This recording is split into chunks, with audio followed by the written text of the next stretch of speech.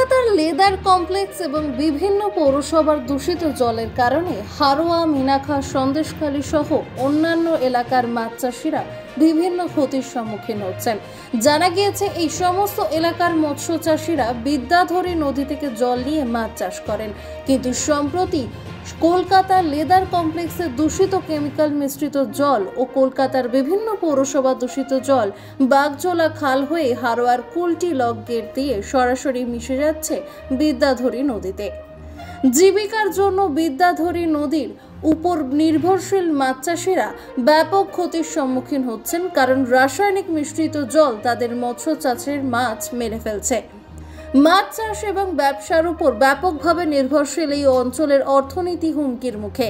এই সমস্যা কমাতে মাছ চাষিরা দাবি করছেন যে দূষিত জল নদীতে ছাড়ার আগে পরিশোধিত করা উচিত।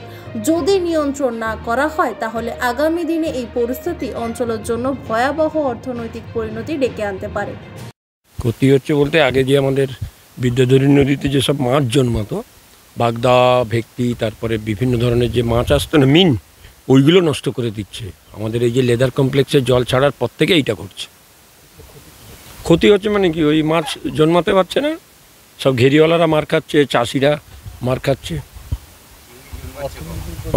অর্থনৈতিক উপরে চাপ আসছে। তো অবশ্যই আসছে না, যেটা হচ্ছে তখন হচ্ছে ঘেরি করতো 1200, 1300, 600, 650 টাকা, 6,500 টাকা দিয়ে। এখন সেটা 18,000, 15,000 হয়ে গেছে, কিন্তু মাছ জন্মাচ্ছে না, কিনে ফেলতে হচ্ছে। আর যে কেনা যে মাছগুলো ফেলছে সেগুলো ওই ময়লা জলের জন্য কলকাতা লেদার কমপ্লেক্সে যে অ্যাসিডযুক্ত যে জল, সেটা হচ্ছে আসার জন্য মাছগুলো সব মরে যাচ্ছে। ব্যবস্থা নিচ্ছে। ওই এর আগে একটা 18 সালে একটা কেস হয়েছিল গ্রিন ট্রাইব্যুনালে, এটাকে বিদ্যাধরী নদী সংস্কার করার জন্যে, বা যাতে ময়লা জলটা না ফেলে, লেদার কমপ্লেক্স যে মেশিনগুলো আছে যাতে চালায় তারা, এইটা করার কথা ছিল, কিন্তু সে কাজটা হচ্ছে না, এখনো অবধি হয়নি।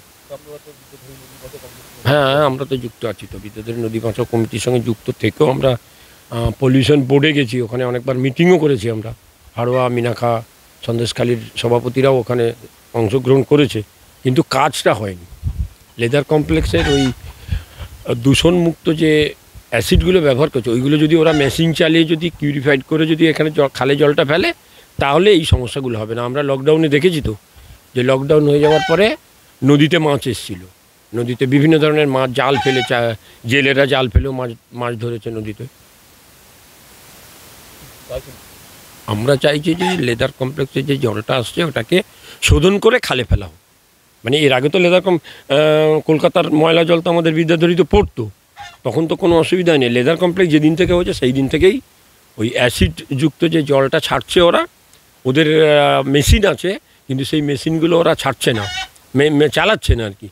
এবার পলিউশন বোর্ডের ওরা বলছে আপনারা গিয়ে ব্যাপারটাকে আমাদের বলুন। আমাদের পক্ষে তো সম্ভব না এটা করা, এটা গভর্নমেন্টের কাজ, গভর্নমেন্টকেই এটাকে করতে হবে।